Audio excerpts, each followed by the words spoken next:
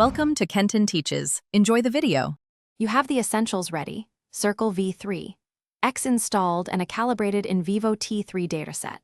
First, create a new project and import the dataset folder so Circle can index files.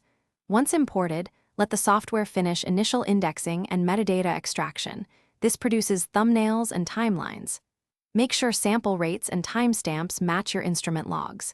If formats differ, convert to a supported container before proceeding. This gets you into the app with searchable, time-aligned data ready for the next steps. Now configure the search. Choose pattern, spectral, or metadata filters depending on the T3 signal signature you expect. Adjust the time window and confidence threshold. Start with a 0. 5-second window and 75% threshold, and enable smoothing only if your signal is noisy.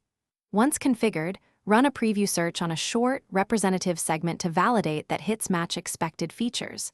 If results are sparse, relax thresholds. If noisy, tighten them or increase smoothing.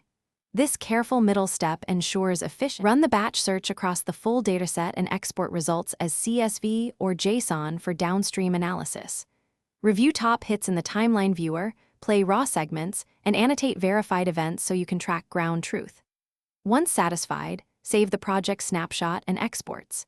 If you encounter many false positives, refine filters, increase the confidence threshold, or retrain pattern templates with corrected examples. One troubleshooting tip: when indexing stalls, clear the cache and reindex the project to resolve corrupted thumbnails or metadata conflicts.